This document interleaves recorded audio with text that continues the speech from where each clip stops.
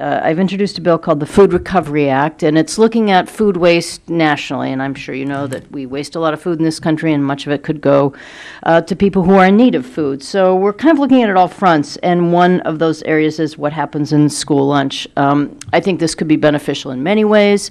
I think that we know, kids learn a lot in school, and some of it's about the practices that we have. And, if it wasn't for kids taking on the issue, I'm not sure we'd have such national recycling programs, because I think a lot of kids learned about it, went home, told their parents, and said, hey, we ought to do this way. So I think the department's come a long way in addressing some of the issues that came up around school lunch after the nutrition standards were introduced, and I think that, studies have shown us that you're doing very well. But I'd like to hear a little bit more about what is going on to further reduce food waste. And one of the areas that I've found interesting is in the USDA grading of food, there are a lot of fruits and vegetables that don't make the grade A label, but they might be just a smaller apple or a slightly, dented, bruised, but still perfectly delicious and edible that could be processed in a way. So one thing I've thought about is in the budget that you currently have of $35 million for school equipment grants, which I think are great because they also make more schools, they allow more schools to cook food or prepare food, which I think is also very beneficial. But could some of that be used to help give schools the resources to encourage them to do some light processing of foods that might not be available, but might not be as expensive? And I'm going to just throw that in there with one of the other things that I think is a great part of the Child Nutrition Act. That's the Buy American provision. I think all of us want to encourage access to farm products, and I think it's a great provision. And I just want to know, are there things that you are doing to encourage more buy local? It's less expensive. It also encourages kids to understand that food is grown right there in their home communities. And have you had any enforcement or monitoring issues around the Buy American provision? So that's a lot, but I think you can throw it all in the same question.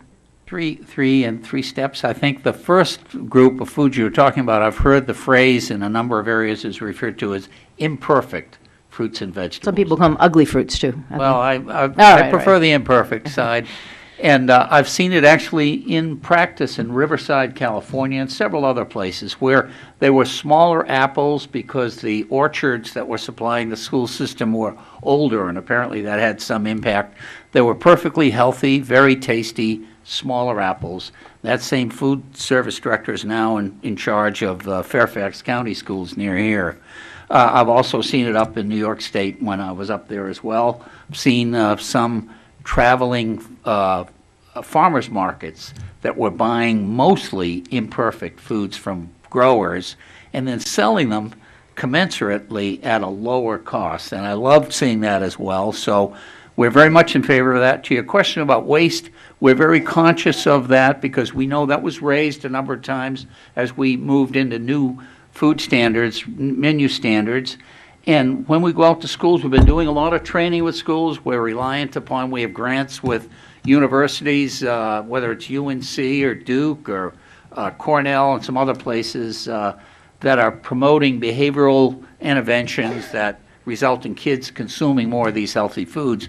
But we're also promoting the practice of something called share tables. And I want to mention this to you because I know in the Senate version of the Child Nutrition Bill, there is a directive to the CDC and us to issue fuller guidance across the country on share tables. And this is the practice of, as you heard earlier when Audrey Rowe responded to a question, that meal must include a carton of milk. Now, if the student, unless the student has a lactose problem or what have you, but 99.9% it's going to, that milk is going to be there. I have seen students move along with a tray and then put it on a table because they don't like milk. But I've seen a couple of students behind them come along and take that, so they have two milks. I've seen a school in San Diego that made sure all the milks were kept cool and they were reserved at a subsequent meal. So share tables, making sure they comply with local health departments is another way of cutting down on waste.